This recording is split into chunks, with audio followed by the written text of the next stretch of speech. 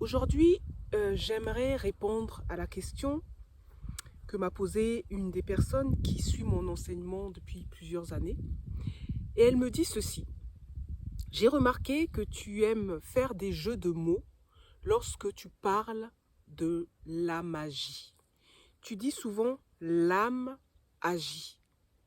Et donc cette personne, elle me dit, est-ce que tu pourrais développer un peu plus, puisque maintenant elle commence à sentir un peu la vibration et l'information qui passe derrière les mots que j'utilise. Et elle me demande, est-ce que tu pourrais nous en dire un petit peu plus sur ce que tu mets derrière la magie? Bienvenue sur ma chaîne YouTube. Si tu n'es pas encore abonné, même si tu ne sais pas pourquoi t'abonner, je t'invite fortement à t'abonner, car sur cette chaîne, je partage différents sujets qui touchent la spiritualité, la sexualité et les relations. Donc je vais faire cette courte vidéo pour tenter de répondre à cette question. Je dis bien tenter, parce que lorsque l'on parle de la question de l'âme, il y a un commencement mais il n'y a pas de fin. C'est l'essence même de l'âme. L'âme est infinie. Et c'est pour ça que j'ai choisi de m'inscrire dans une approche initiatique, pour la simple et bonne raison que le postulat de la science initiatique, c'est que nous sommes à l'origine et au commencement de tout ce qui nous arrive. Donc là où il y a un commencement, il n'y a pas de fin, puisque nous sommes des êtres infinis. Infinis. Nous sommes des êtres infinis, illimités, purs et parfaits dans notre dimension essentielle. C'est-à-dire que l'esprit est parfait et notre âme chemine pour retrouver et incarner la perfection, la perfection. Oh,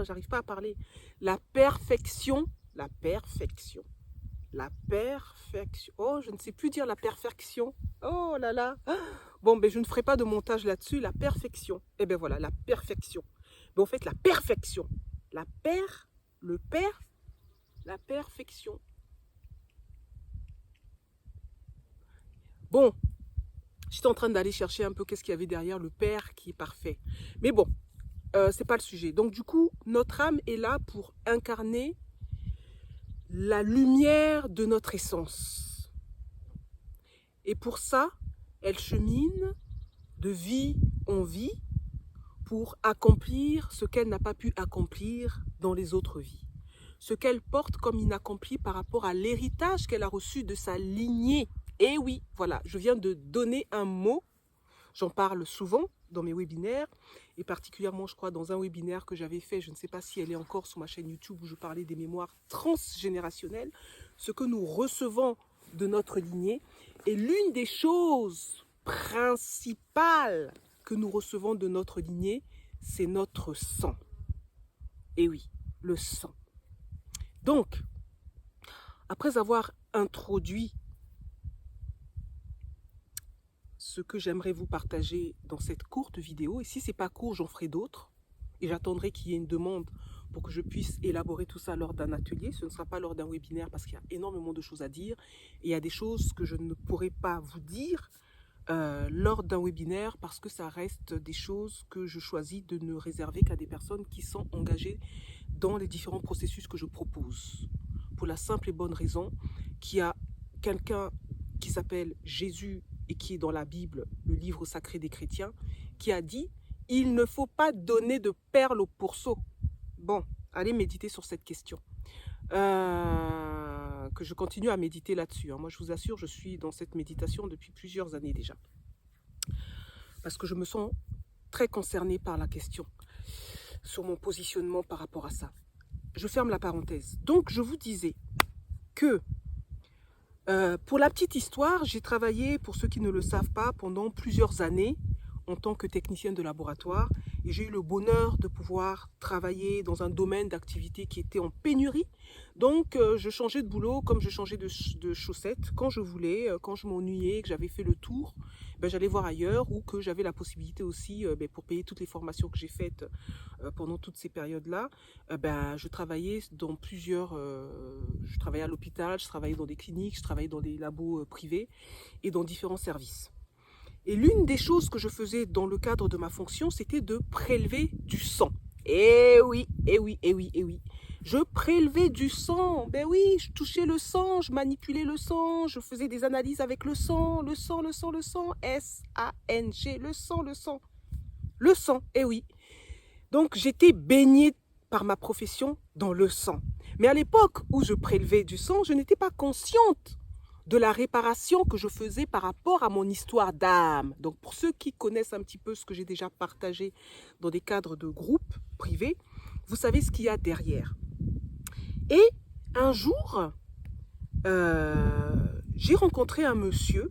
Donc à l'époque, je commençais déjà à accompagner des personnes au niveau thérapeutique. J'étais dans cette fameuse transition entre mon boulot, mon ancien boulot de technicien de labo et mon futur boulot de thérapeute. Et puis je rencontre un monsieur qui me dit, je ne sais plus dans quel contexte on s'était rencontrés, et il me pose cette question. Il me dit, mais en fait, j'ai remarqué qu'à travers le travail que tu fais en labo,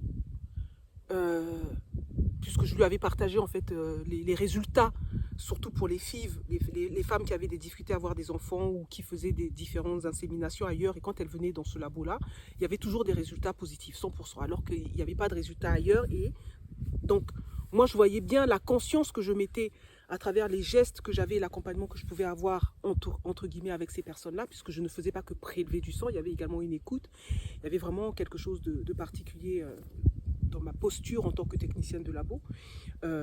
Et du coup, en fait, il me dit, mais pourquoi tu ne prendrais pas, ça c'est la question qu'il me dit, il me dit, mais pourquoi tu ne prendrais pas le sang de ces patients-là, qui viennent pour différentes pathologies, à travers les différents tubes que j'utilisais pour prélever, bien sûr tous les tubes où il n'y avait pas des anticoagulants, toutes ces choses-là, bon bref, je ne joue pas ces détails.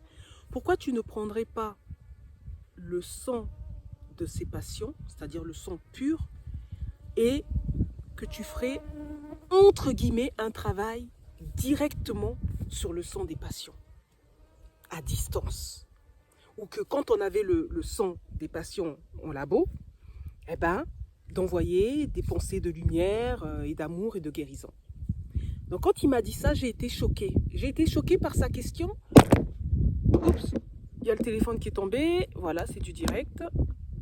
Voilà, je le remets. Voilà. Donc du coup, ben, vous voyez, j'ai été choquée. Ah là là, c'est intéressant. J'ai tellement été choquée que là, la vie me rappelle à travers, vous voyez, j'ai rien fait. Hein, et puis c'est tombé, oui. Bon. Et en même temps, ils sont en train de me dire qu'il y a des choses, des informations qu'il ne faut pas que je donne.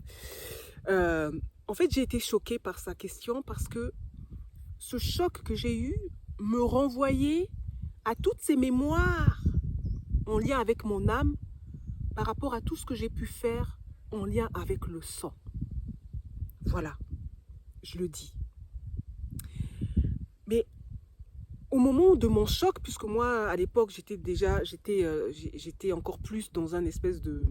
C'est-à-dire que je suis choquée, mais le temps que je reçoive l'information en lien avec le choc, il me fallait quelques jours ou souvent quelques semaines, mais ça dépend du temps. Aujourd'hui, ce n'est plus le cas. Lorsque je suis choquée, tout de suite, j'ai l'information de ce qui me choque, de ce qui me touche. Et donc, du coup, je peux le nommer, je peux le dire à la personne en instant T et ne pas attendre 2 jours, 3 jours, une semaine ou plusieurs années avant de dire « Au fait, il y a 20 ans, lorsque tu m'as dit ça, voilà ce que j'ai ressenti. » Bon, vous voyez ce que je veux dire.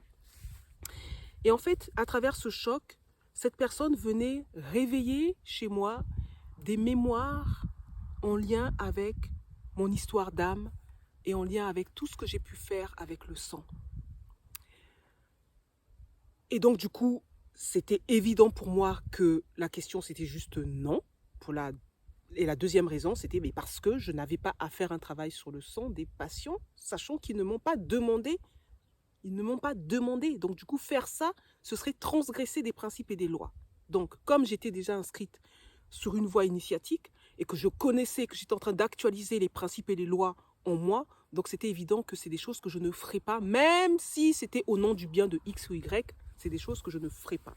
Donc, vous entendrez aussi que c'est une transgression que de répondre ou de donner quelque chose à quelqu'un qui ne vous en a pas fait la demande. Alors, quelques années après, j'ai vécu un autre choc, et ça c'était avec mon enseignante. Je me souviendrai toujours de ce qui s'est passé ce jour-là dans la... Voilà, je vous passe ce détail parce que c'est du privé. Et c'est à ce moment-là que j'ai revécu des mémoires d'anciennes vies de mon âme où j'ai utilisé la magie, non pas dans un sens éthique, mais dans un sens de transgression des lois et des principes du vivant. Voilà, je le dis. Bon, écoutez, c'est pas un scoop, hein, pour toutes les personnes qui sont dans des voies d'éveil de conscience spirituelle, hein, on est tous plus ou moins passés par là. Et donc, du coup, je reçois ce deuxième choc en lien avec mon histoire d'âme.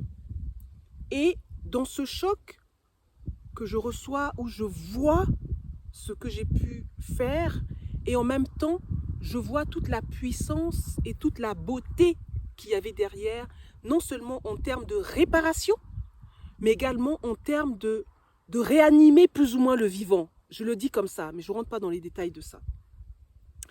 Et puis, quelques temps après ce deuxième choc, j'ai pu revoir toute mon histoire et j'ai pu comprendre pourquoi j'avais choisi un métier où j'étais en contact avec le sang, où j'allais faire des prélèvements sanguins tous les jours, hein, par rapport à mon travail, où je manipulais entre guillemets le sang.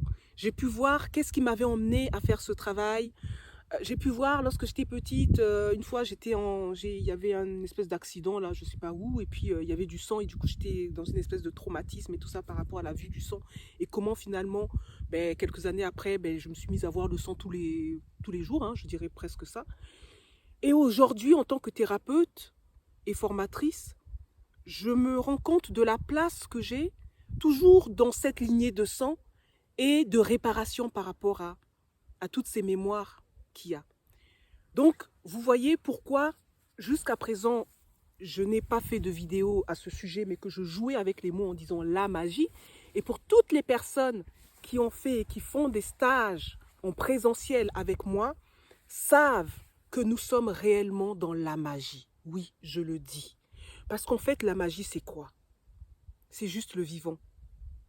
La magie, c'est le vivant. C'est être en connexion avec le vivant, avec la nature. Vous voyez là, je suis entourée de nature, mais vous n'allez voir que la nature.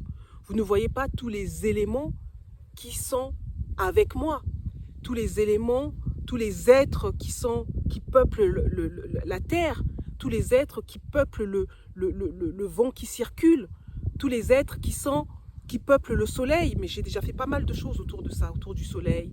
Quand vous allumez une bougie, les consciences, les génies qui habitent le feu, et vous buvez de l'eau tous les jours, vous vous lavez, tous les êtres également qui peuplent les eaux. Vous êtes constitué de plus de 70, 80, 90% d'eau selon votre âge. Donc nous portons tous ces éléments en nous, de par notre structure corporelle. Nous avons ces 4 éléments et la quintessence de ces 4 éléments qui est l'éther, nous le portons en nous. Et donc parce que nous le portons en nous, nous sommes connectés avec tous ces éléments dans les élémentaux, c'est-à-dire ceux qui n'ont qu'un seul élément. Et quand on connaît, quand on a le savoir, nous pouvons communiquer naturellement avec ces éléments-là. Et du coup, ils se mettent à nous obéir. C'est exactement ce qui se passe. Ils obéissent parce que nous sommes, par rapport à eux, dans une forme de hiérarchie où ils sont là pour nous exécuter. Et du coup, tous les jours, nous faisons de la magie. Tous les jours, chaque personne fait de la magie. Que ce soit à travers les pensées que vous avez. Les pensées que nous avons sont en lien aussi avec ce que véhiculent, par exemple, les consciences de l'air, de l'élément air. Et vous savez que nous ne pensons pas, mais nous captons des pensées selon le canal, la fréquence radio à laquelle nous nous connectons. Nous allons capter des pensées en lien avec cette fréquence vibratoire-là. Si je me connecte à la fréquence de mon essence et je laisse mon âme s'exprimer à travers moi, je vais être connecté à ce canal-là. Si je me connecte à tel ou tel canal, les informations que je vais recevoir à travers mon âme, bien évidemment, seront dans la vibration de ce canal-là. Donc tout ça, je pense que vous commencez à saisir toutes ces informations-là. Et si ce n'est pas encore le cas, je vous invite à revoir certaines vidéos que j'ai fait sur ces sujets. Donc du coup, la magie est partout parce que c'est l'âme qui agit. Vous allez peut-être me demander, mais qu'est-ce qui différencie quelqu'un qui va utiliser la magie dans un sens négatif de quelqu'un qui l'utilise dans un sens positif? Déjà, je vous dirais qu'il n'y a pas de négatif et de positif dans la vie. On va dire quelqu'un qui utilise la magie pour nuire, c'est-à-dire qui va aller dans le sens du non-respect des lois du vivant, et une personne qui va utiliser la magie dans le respect des principes et des lois du vivant. Et du coup, qu'est-ce qui va différencier l'une et l'autre personne? Eh bien, c'est tout simplement l'éthique que porte cette personne. C'est-à-dire comment cette personne s'aligne avec les principes et les lois. Et lorsque vous choisissez d'être dans une voie initiatique comme la mienne, par exemple, vous ne pouvez plus faire n'importe quoi, malheureusement. Parce que lorsque l'on connaît les principes et les lois, eh ben, nul n'est censé ignorer la loi. Donc du coup, transgresser ces lois, eh ben, vous en subirez les conséquences. C'est la raison pour laquelle, à travers la voie de la conscience, je vous dis souvent, ne culpabilisez pas de faire des erreurs, on en fait tous et on en fera encore, mais dès lors que nous mettons de la conscience dans ce que nous faisons, eh ben, cette conscience-là illumine, met de la lumière dans nos actes, ou dans nos pensées, ou dans nos sentiments, ou dans nos émotions, et du coup, l'information qui n'était pas, qui ne s'alignait pas avec les principes et les lois, ben nous l'avons et du coup nous pouvons rectifier les choses. Nous pouvons nous remettre dans une rectitude, dans quelque chose de droit. Vous saisissez ça? La voie de la conscience, c'est ça en fait, tel que moi je propose, au-delà de l'élargissement, et c'est ça qui permet après un élargissement de la conscience. Parce que plus vous avez de la conscience, plus vous mettez de la conscience dans ce que vous faites, dans ce que vous pensez, dans vos actions, dans vos pensées, dans vos sentiments, et ben, plus votre conscience s'élargit. Et donc, du coup, vous êtes moins limité. Voilà. Donc, la magie, elle est partout. L'âme agit partout. Nous faisons de la magie partout. Maintenant, pour les chrétiens, ceux qui vont à l'église tous les dimanches et qui assistent à toute cette cérémonie que je trouve extraordinaire, et c'est dommage que quand j'étais à l'époque dans ces dogmes-là, en tout cas dans ce dogme-là judéo-chrétien, et particulièrement le christianisme, et que j'allais à l'église et que je voyais le prêtre faire toute cette cérémonie, voilà, qui faisait quelque chose avec la communion, là, enfin l'espèce de pain, là, avec le vin et ainsi de suite. Je regardais ça avec beaucoup d'émerveillement et en même temps, je sentais qu'il y avait quelque chose que je connaissais à travers ce que le prêtre faisait. Mais oui, parce qu'il était dans une magie cérémoniale. Et oui, pour ceux qui ne savent pas, lorsque vous allez à l'église, quand il vous dit « buvez ceci, ceci est mon sang », je ne sais même plus la formule, c'est « buvez ceci, ceci est mon sang livré pour tous, en rémission des péchés » ou je ne sais pas quoi. Tout ça, en fait, c'est très, très, très signifiant. Lorsque l'on analyse ce qu'il y a derrière, il y a des choses, il y a des principes qui sont très, très, très puissants et qui nous parlent justement de la puissance de notre héritage, de ce que nous avons hérité à travers notre sang. Et lorsque l'on remonte génération après génération, après génération, après génération, puisque nous sommes au commencement et à l'origine de nos lignées, du coup, parce que je suis d'essence divine, ça veut dire que le sang dont j'ai hérité est d'essence divine. Ça veut dire que je suis porteur, je suis porteuse d'un élément qui coule à travers mes veines et qui est pure lumière, pur amour. Et qu'il a été, certes, perverti, la version du Père, perverti par l'ignorance des principes et des lois qui sont derrière. Donc c'est moi-même qui ai perverti ça par mon ignorance. C'est pour ça qu'on dit que l'ignorance tue. Lorsque nous sommes ignorants de certaines choses, eh ben, nous sommes manipulables et donc du coup, nous pouvons être manipulés, mais par tout ce qui est autour de nous et dont nous n'avons pas la conscience et donc du coup, dont nous n'avons pas l'autorité sur ces êtres-là qui sont là, certains êtres, pour nous obéir. J'ai bien conscience que ce que je suis en train de vous dire, il y a beaucoup d'informations. Ça, c'est ce que l'on m'a souvent reproché. On me dit, oui, tu dis une phrase et il y a 1000 informations dans une phrase. Bon, bref, excusez-moi, je ne sais pas encore comment faire autrement.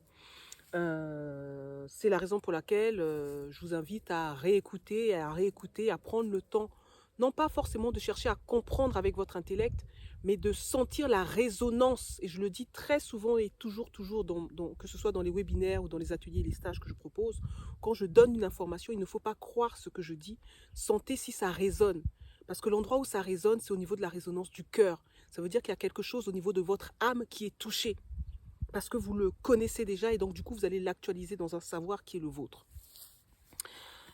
Donc, je disais que tout ce qui se passe au niveau des cérémonies que font les prêtres pour consacrer entre guillemets le vin et puis le pain qui symbolise le corps du Christ, bon, on va dire le corps de Jésus devenu Christ, ou peut-être que l'incarnation de l'énergie christique s'est manifestée à travers son corps, et donc il est passé d'un corps humain comme le nôtre à un corps christique, à un corps lumineux, à un corps de lumière. Hein. C'est toutes ces choses en fait que nous avons à mettre en conscience pour comprendre que dans tous les dogmes, quel que soit le dogme que vous connaissez, même je pense aux musulmans par exemple, qui vont à la Mecque et puis qui eux, bon bref, je ne veux pas rentrer là-dedans parce que je ne m'y connais pas trop, mais même tout le monde, quand ils font le ramadan, quand ils se mettent à faire des prières d'une certaine manière, tout ça, le nombre de prières qu'ils font, c'est codifié et derrière ça, il y a de la magie, il y a de l'âme qui agit. C'est pour ça que faire les choses en conscience et en connaissance des principes et des lois qui sont derrière ce que nous faisons, c'est là où nous récupérons le mage en nous. Et ensuite, selon l'éthique que nous portons, nous allons faire les choses dans le sens du vivant ou dans le sens de la transgression des lois du vivant. Voilà ce qu'il y a derrière tout ce que je dis lorsque je dis la magie. Et pour ceux qui veulent découvrir et expérimenter la magie dans le quotidien, je vous invite à participer à des stages que je propose, et surtout pendant les stages, pas les ateliers, parce que pendant le stage, le cadre que je mets dans les stages, c'est un cadre qui est différent du cadre qu'il y a dans les ateliers et dans les webinaires.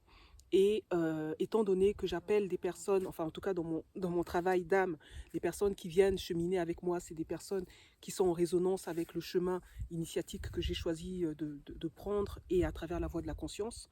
Et donc du coup, c'est des âmes qui connaissent déjà, qui sont déjà en lien avec tout ce que je peux proposer. Et du coup, elles viennent juste pour actualiser toutes ces informations qui sont déjà en elles.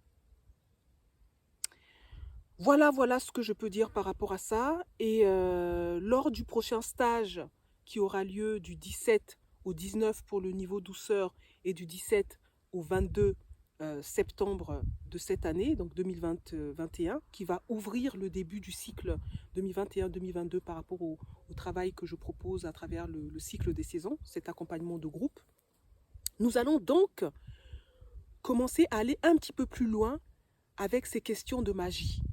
Vous avez vu, pour ceux qui étaient là lors du stage d'été, vous avez été en contact avec l'un ou plusieurs éléments avec lesquels vous êtes beaucoup plus familier ou avec lequel vous êtes beaucoup plus en résonance, ce qui vous porte le plus. Certains étaient beaucoup plus eau, terre, feu, air, ou d'autres avaient 2 éléments avec qui ils étaient vraiment en affinité, ou voilà, qui étaient là. D'autres c'était 3, mais c'est rare. Et donc du coup là on va aller un petit peu plus loin dans cette rencontre consciente, bien évidemment, pour commencer à faire les choses avec encore plus de conscience lorsque vous buvez de l'eau, lorsque vous achetez une plante, lorsque vous placez une plante dans un coin de votre maison ou de votre chambre ou que sais-je, ou de votre bureau, lorsque vous respirez.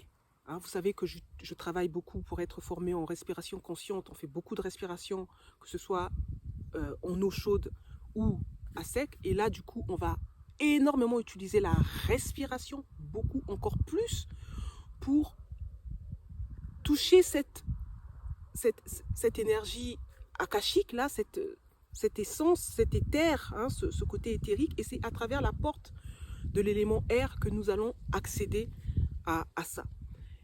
Et aussi avec le feu, bien évidemment, il est toujours là, hein, lui, vous voyez, pour ceux qui connaissent comment je travaille avec cet élément.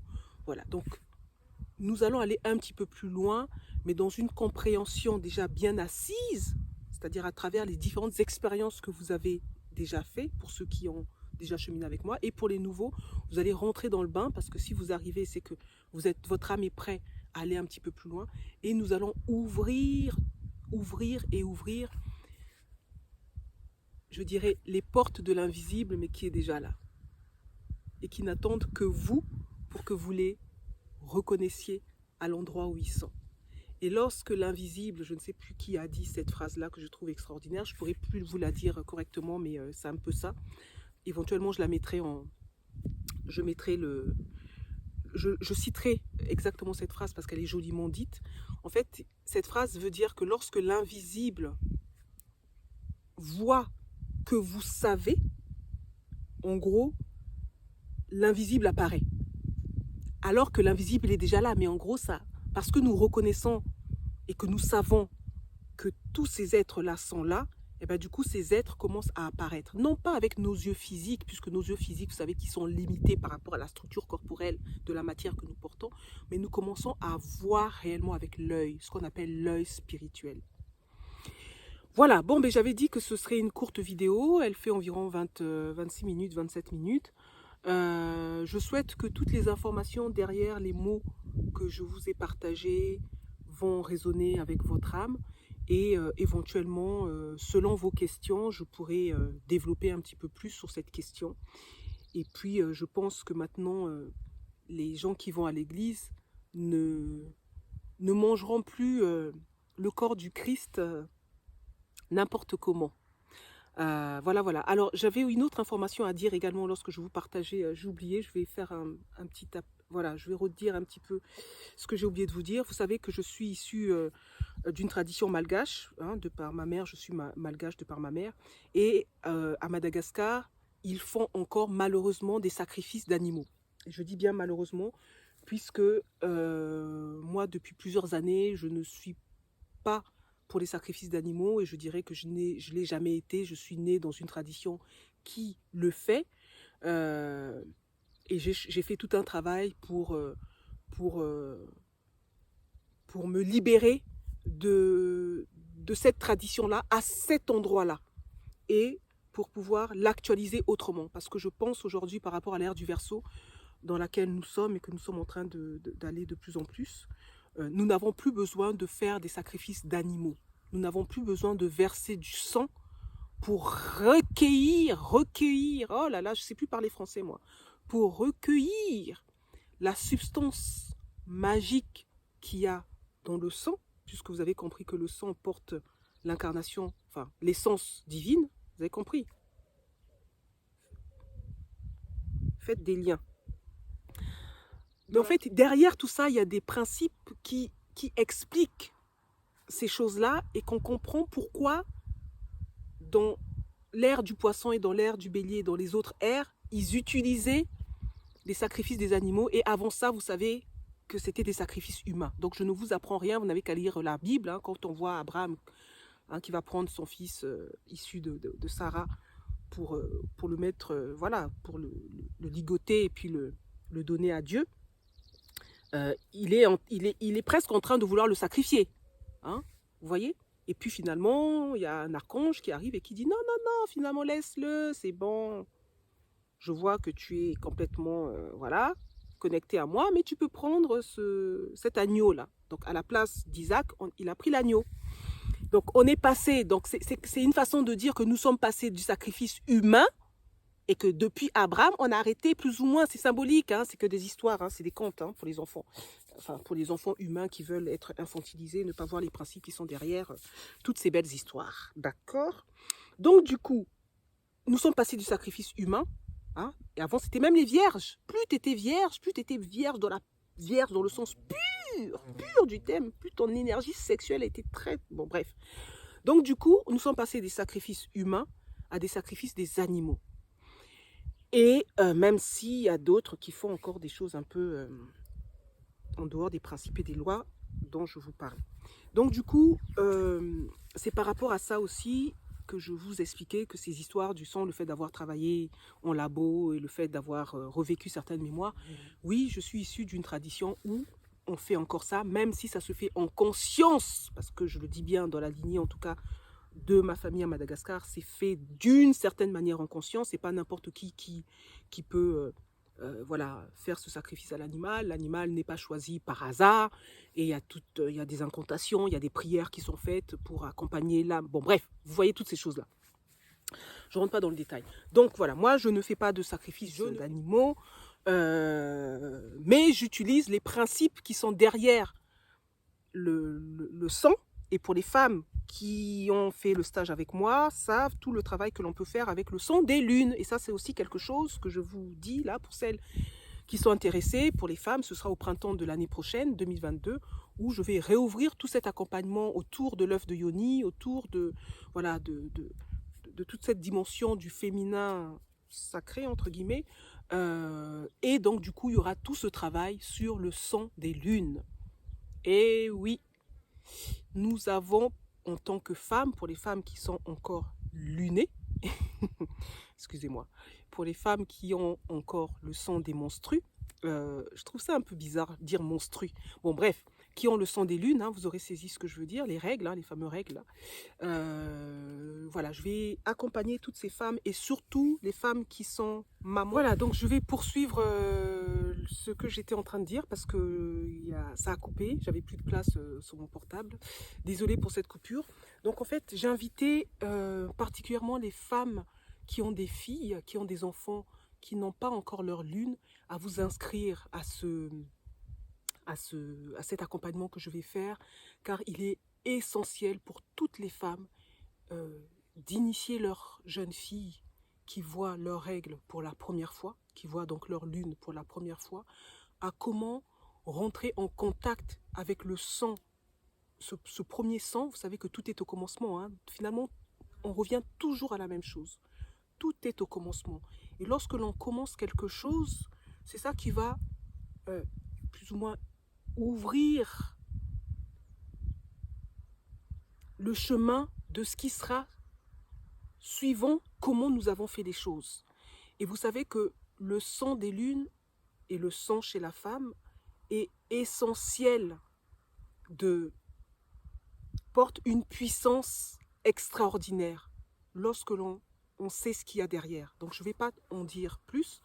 Ce que je suis en train de vous dire, c'est que vous n'allez pas donner certaines informations à vos jeunes filles de 12, 13, 14 ans, parce qu'il y a des choses en fait qu'on n'a pas à dire à nos enfants à ces âges-là, mais qu'il y a quand même des informations qui sont essentielles qu'elles découvrent pour justement, on va dire, protéger toute leur zone urogénitale de tout ce qui pourrait y avoir comme infection, dans tous les sens du terme. Infection dans tous les sens du terme. Voilà, donc vous trouverez toutes les informations en dessous de la vidéo et je vous dis à très bientôt. Merci encore de m'avoir écouté, merci d'avoir pris ce temps de m'écouter environ un peu plus de 30 minutes. J'espère que toutes les informations que je vous ai données vous éclairent et si vous avez besoin que j'éclaircisse autre chose comme information. Si vous avez des questions, j'adore les questions et j'invite également les personnes à co-organiser avec la Voix de la Conscience des webinaires si ça vous dit, suivant les sujets qui concernent bien sûr mon domaine de compétences, de co-organiser des ateliers également si ça vous dit et puis pour les stages, c'est à voir suivant le thème que vous désirez que j'aborde. Voilà, je vous dis à très bientôt et je vous souhaite une très belle fin de journée ou début de journée suivant le temps qui est le vôtre en ce moment. Au revoir.